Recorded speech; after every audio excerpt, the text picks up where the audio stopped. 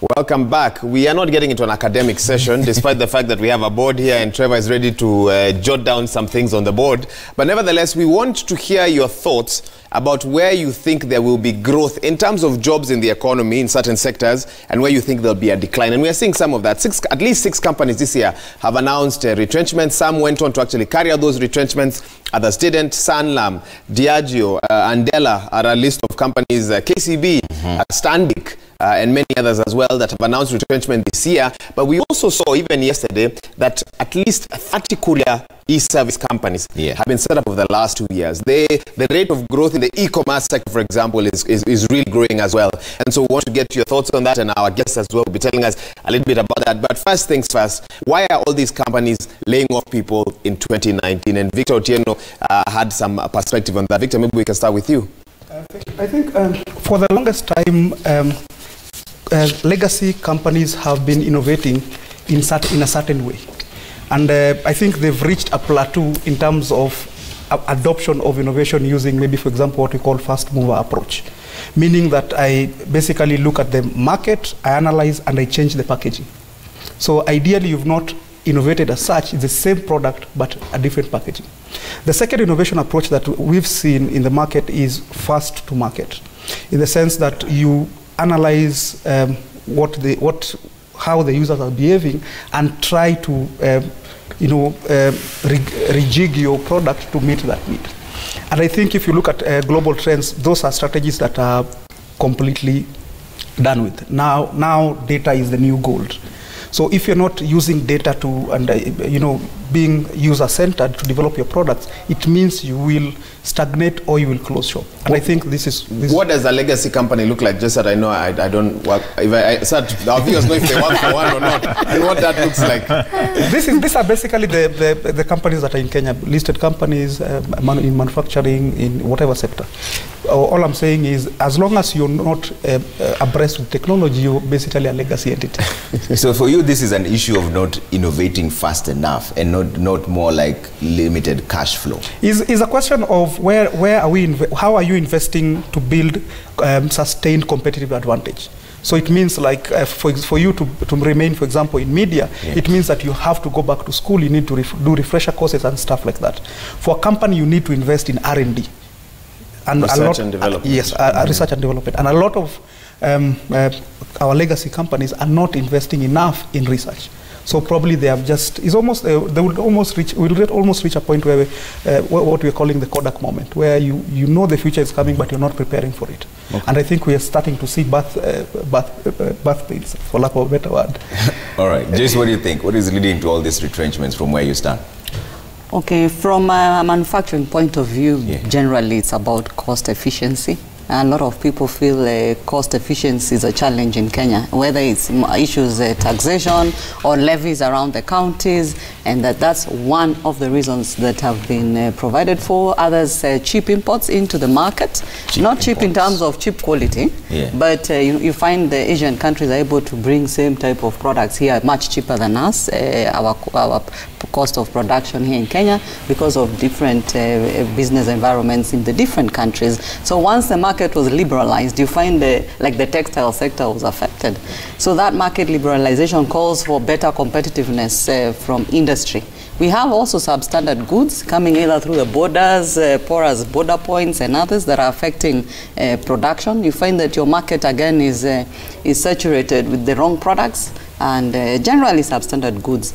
We have others citing high cost of energy, high cost of labor, depending on the sector. Those that are labor intensive may find that it's cheaper probably to go to the neighboring countries to produce, so they are shutting down and going to the neighboring countries. Others are looking at access to markets. For instance, some of the bilateral agreements agreed by other countries. You find people closing and going to Egypt to access probably the European market, or going to South Africa to access the Southern African market. So they are closing to go and produce in other places. Also, the bigger multinationals are looking at where their costs can be more competitive and shutting down and leaving Kenya as a marketing ground and production moving to other places. And we know that production is where most of the jobs are. So there are various reasons for the shrinking or those who are shutting down. But again, there are many opportunities. Many are also expanding. because new markets have come, and we know with the Big Four agenda, there's a lot of goodwill from government to promote manufacturing and the related sectors. Innovation, as he says, the entrepreneurial culture in Kenya needs to change. Okay. As CAM, we are really promoting an industrial culture where people are feeling they can be entrepreneurs, they can invest in new sectors. We are going into e-commerce, and that's why probably banks and retail stores are shutting down, the Nakumas and the Who, because the online platform is becoming very big and it's a global platform. So there are really many opportunities. The African market is opening up. So more agreements within the countries for open markets will help the growth of manufacturing in the country. You're really bringing an optimistic perspective to this discussion. And we'll give you a chance to talk about those specific sectors when we get to what we want to do on this board shortly. But Tony, there have been silent whispers. I know a whisper cannot be loud, but it's just to show that there have been really undercurrents of talk of a possible recession. That there are business people saying the economy is just in a bad space. Nobody wants to talk about it, but it's the reality. What are the numbers saying out there from an economic perspective? Okay, the term recession is used differently, and I think generally we misuse it in Kenya.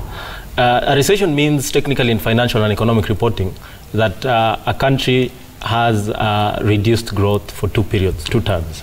So it means in the quarters. So there's the first quarters and the second quarter you have a reduced economic growth consequently. So the third one is when it's reported as a recession. So that's the economic reporting of it. There also the other aspect of a recession means that your economy is moving from contraction and it's become a bigger issue that it's tanking. I think we are not even there. We are very far from there. But I think the point is that I think we're on a contraction, and the contraction has been happening for quite a number of years.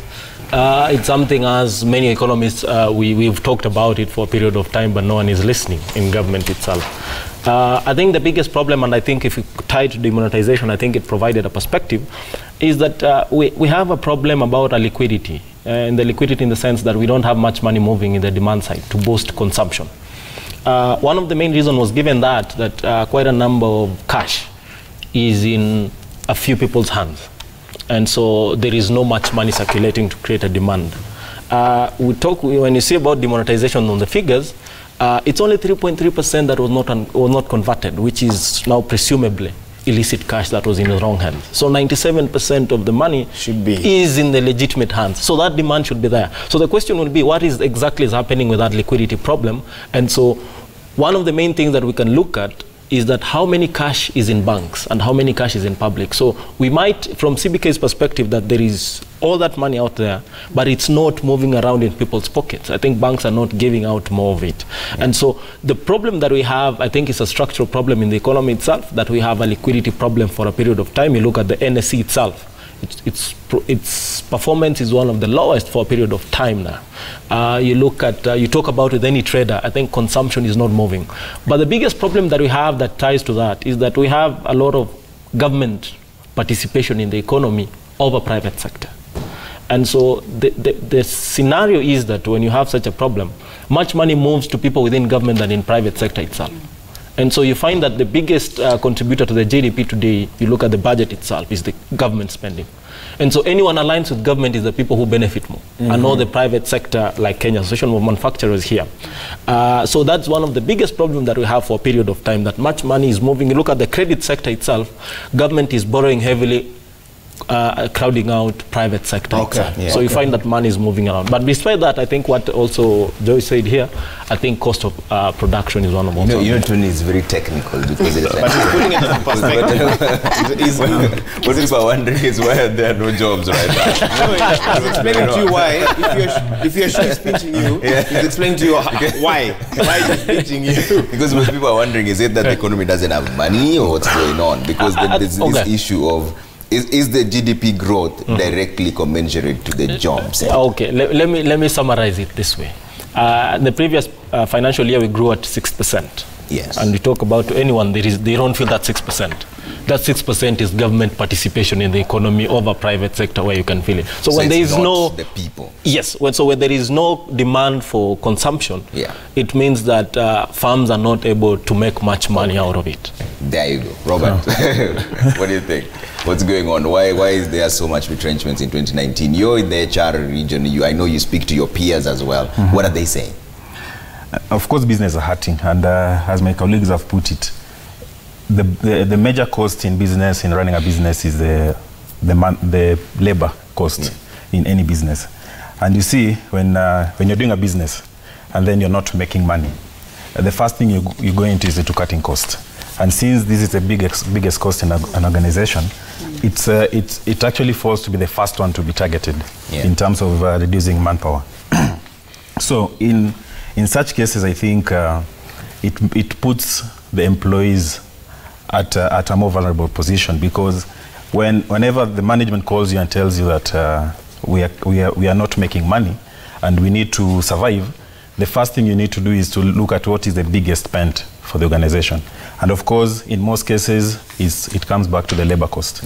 So we find ourselves in a situation where we have to go to that first before you can look at other areas or other sectors of the organization that you can cut costs on. You have to go to retrenchment first. Is it because it's the biggest? Not retrenchment first. Of course, cost cutting. Cost cutting. The operating cost in an organization. The biggest cost in most organizations, even the other day you had the government say that the cost of recurrent cost of paying was something, I just forgot the figure, And you see, it's huge. I think at some point, my view is at the point of where we are recruiting and where we are doing business, we don't majorly focus on that. It only comes to hurt us when we realize now we are actually struggling to survive. Then we realize where are we, where are the costs, where do we have the biggest consumption. So it means the projections and the reality don't match, because the moment the organizations were taking in these people, they had a budget for it, and then they realized this is not what we projected. Okay, just to be realistic, in most organizations, actually at the point of recruiting and doing all this, we don't put certain things in perspective, like things like performance, because when you bring somebody on board, you need to be knowing that this person is going to bring a specific value to organization. But this seems to be ignored with most organizations, until now we get to a point where the organization feel they're hurting. And then they start questioning, where is the cost really going to? And then they realize that the people that they've recruited, most of them are not bringing back the value that they're supposed to bring. So that's where actually the retrenchment now comes to bite. Just both of them want to jump in, and we are still here next to the empty board. So the empty board is coming, but you know Waiga is the visiting professor, so I'll just start by writing. So we can explain what the board is about. We can explain what the board is then. First of all, so you go ahead. You're going to do this. This is what your mathematics. So Waiga as the visiting professor is just going to stand there and watch what I do. So first of all, we're going to have two sides, yes? That's right. So we have the shrinking economy. I hope you can see what I'm writing. If it was Waiga, you wouldn't have seen it. And it's not shrinking in terms of value or potential, but just workforce. Brilliant. So we're going to have one side, and then we have the other side for the growing economy.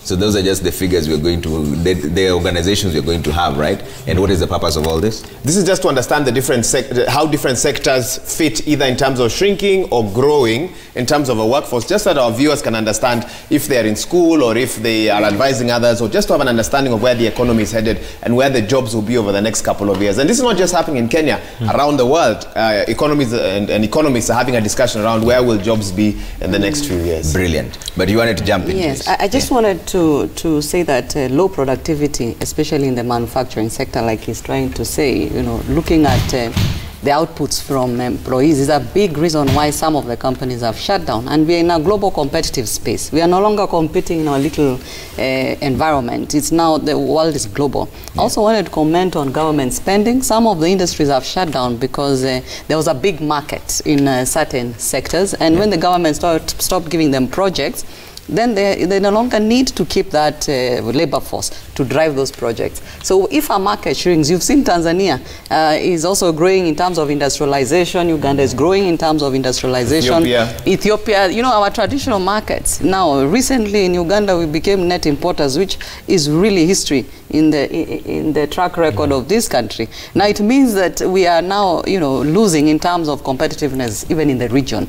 So looking at expanding our markets, and you increase your employees because you have a bigger market and you need to produce for those markets. So those are some of the bigger challenges I wanted to just add. And the challenge of delayed payments. You find that if you're doing business with government and they'll pay you whenever they wish, and you can't pay your employees, so you're stuck. You've borrowed all banks, you're in high debt, then you just have to go bankrupt. So those are some of the challenges. Victor.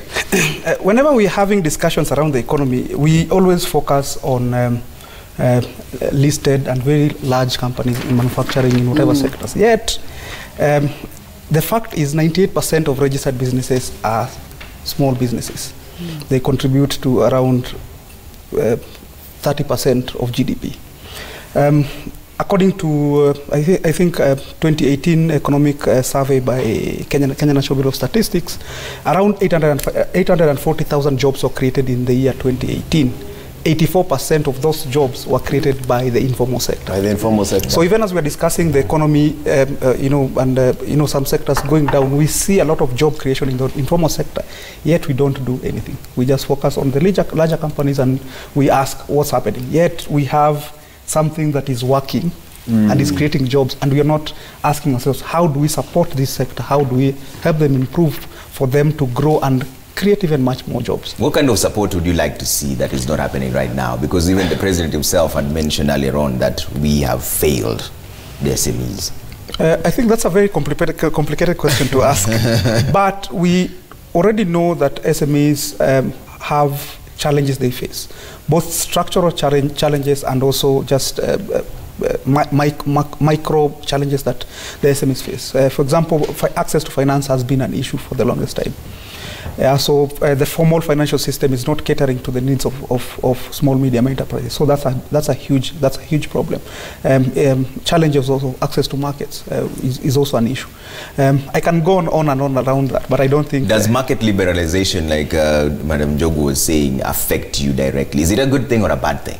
I think this probably would go to a point that I wanted to raise in terms of adoption of alternative marketing channels by SMEs. So traditionally you would find that the way you would sell, you would sit on your shop and sell. So if you're located in a high foot traffic area, then you'll sell more. But with the coming in of e-commerce, for example, it has given SMEs a new lease of life in terms of accessing markets quickly at lower cost in terms of customer acquisition. Okay. So I think that's an area that has opened up for small businesses to be able to sell their wares globally. Globally. Okay, thank you for that. And I think now we can focus on what's happening here on the board and hear from our panelists where they think there might be some sort of shrinking in terms of the workforce that is needed in particular sectors and where they see growth as well. And as always, today we've really been starting with Tony quite a bit. So Tony, we're back. We've given you time to think, and Robert, we're coming to you as well. Tony, where do you, can you give us one of each? Which sector are you concerned about in terms of workforce? As in, if you had a cousin who came to you and told you, this is where I want to go, you'd tell him, boss, here, be careful. This one, the way I'm seeing, vis-a-vis where you see growth. You can start with either one, either the growing or the shrinking. I think on a growing economy, looking at the long term, I will look at the manufacturing sector. Manufacturing? Yes. With automation and everything, you still see manufacturing as I think there are two tiers in manufacturing. There is low-value manufacturing and high-value manufacturing. I think there is good money in high-value manufacturing. Give us an example. You know, you're using terms that not every. So give us an example. I think high-value is you're producing goods that are quite highly valuable at a very low cost. So your market is not Kenya itself, but you establish base here and you have access to better markets. You talk about like glasses itself, people who produce those quality glasses that are exported. They produce a very low efficient, very low cost, but they export in huge markets that are used for bulletproof cars and all those kind of things. There are people who do that in Kenya. Yeah. So, okay, so that's interesting. And I'd like to hear what you think as well, because you were supposed to give us the second one, but since you mentioned manufacturing and nothing stands out. Now, okay, you know, when we're saying, I first wanted to respond to market liberalization. Why some companies shut? They were unable to prepare to move to the next level. When you liberalize a market, you're opening up competition. It means you have to be more innovative. So it's good. It's ultimately, in the long term, a good thing. Now, why manufacturing is a high growth area, and many research people have said so, even the Big Four agenda has looked at it first, because it's the first level of wealth creation in a country. If you're looking at job creation, wealth creation, manufacturing gives you the highest number, and it also has a ripple effect across all other sectors. Yeah. For you to grow your service sector, whether you're a retailer or a trader or whatever kind, you're relying on manufacturing. Whether it's goods from Kenya or other parts of the world, you're relying on those goods so that you can trade or do something. Also, to increase the social well-being and the livelihood of the people, all these things which we are sitting on, living on, sleeping on, eating, most of them are manufactured. They have to be manufactured. Yeah, so it's a way of life. Okay. So that's why it's a high growth sector. Okay. But when we are looking at wealth creation or really getting value out of it, you look at high value addition. For instance, the agriculture sector, which is supposed to be a primary sector for Kenya, is shrinking because of course, low productivity and many other challenges. But we are not doing. So we're putting agriculture shrinking. Yes. We're going to leave space for Tony. Tony hasn't given us one. And by the way, for the record, this is an I. You know, people are correcting me. I'm thinking there's an I here. There's an R, then an I. And the challenge, and you're like, I'm the one who's writing. Where he writes like a doctor. The challenge with agriculture is that the value addition element. You know, we are not moving up the value chain. So agriculture, according to you. Because if I'm producing tea, of agriculture is for instance, tea, I get 1 shilling when I'm selling, but whoever does value addition gets almost 500 times the money. So do you want to put it with a star? There's a little star on it. I feel she's put conditions to productivity and value addition is where the gap is in taking us to the next level in growing manufacture. That's manufacturing. That's agro-processing. Yeah. When you're coming to high technologies like automotive sectors, they're high growth areas. Digitization is a high promise for manufacturing growth, and it's creating new jobs. When computers started, we all panicked that you're going to lose jobs. But how many new jobs came up through ICT and such? The mobile money and all these things, and those are manufactured products, all these technologies, mobile phones and such things. So we need to open our mind into what exactly is manufacturing. You know, if you start understanding this is a manufactured product, this is a manufactured product, then you'll see actually it's the highest growth area and a first primary driver of wealth creation. Robert, you look like you want to jump in. What do you want to feel for us on this? Actually, Tony needs to fill his gap first of all. Okay, let me say I wanted to push agriculture to this side. Agriculture to the growing side. The growing. So also put one here. Each of them is allowed their opinion, and they can contradict each other if they want to, as long as you back it. What is missing is we have to have a middle ground. Sectors that, if they were to take certain measures, they would grow. And I think agriculture is... And that's what actually is just my thought. Because I was looking at agriculture because you see, food production. Yeah.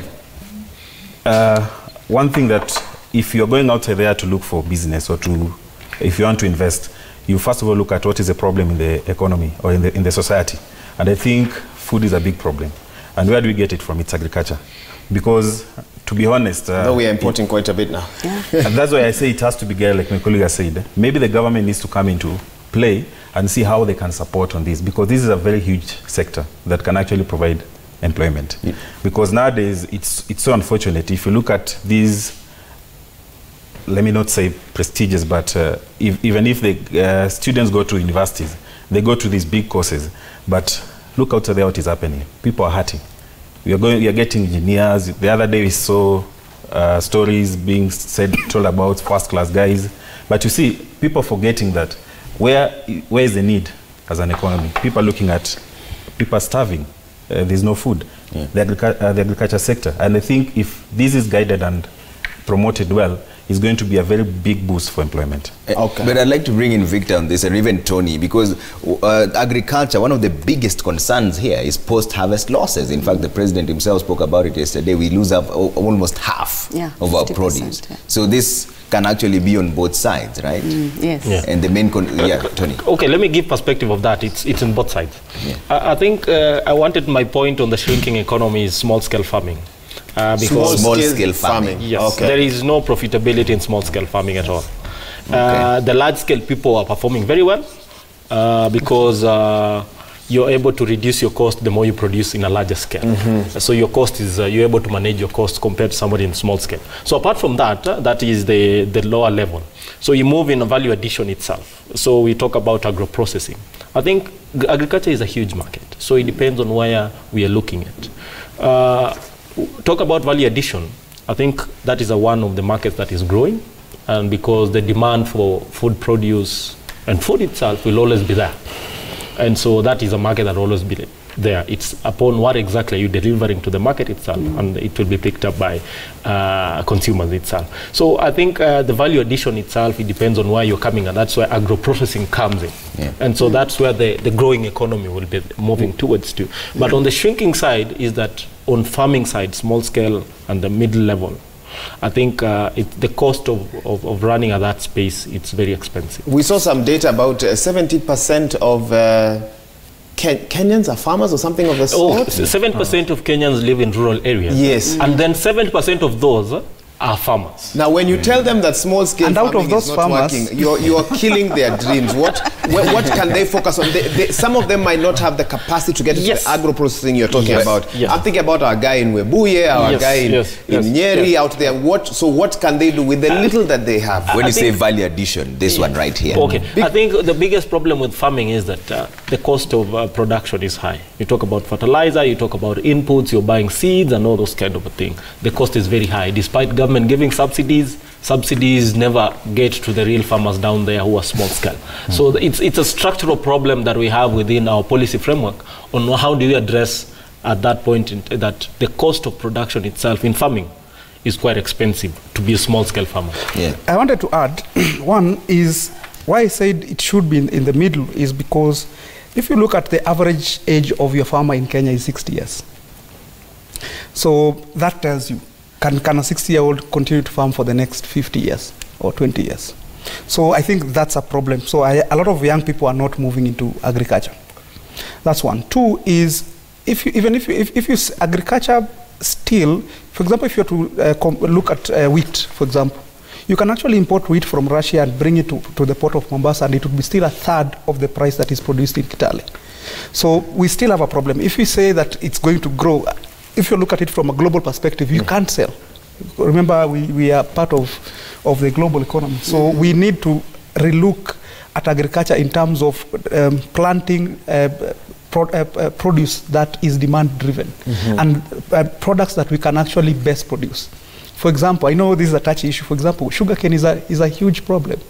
I think I always ask myself, how do you allocate 50 acres for a plant that grows for almost 2 years?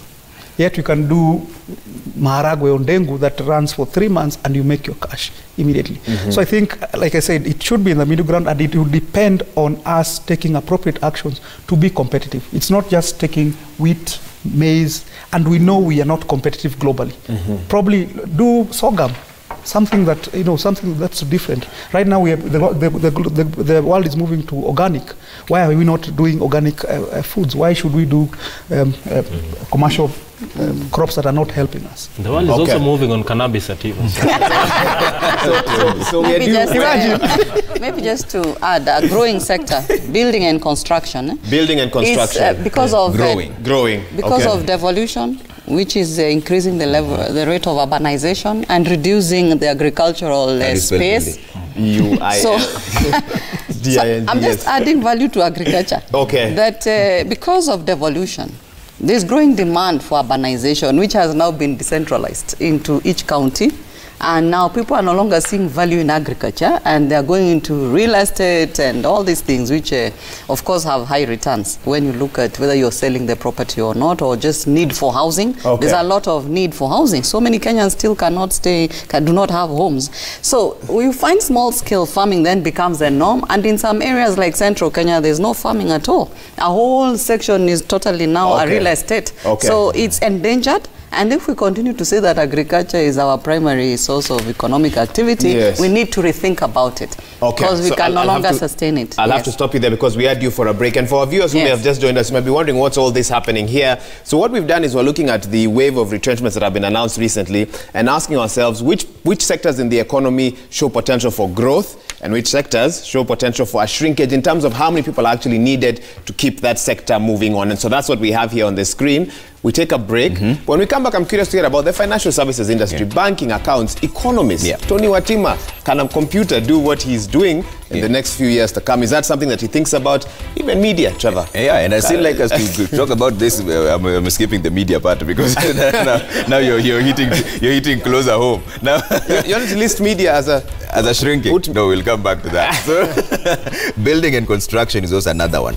We've seen a lot of malls being empty, buildings empty, houses. And that's around the world, not just in Kenya. Is it growing, or are people just sinking their money that is not very illicit cash into buildings because they don't have anchor tenants, but they have malls? Let's take a quick break, then we come back and discuss that as we list media on this other side.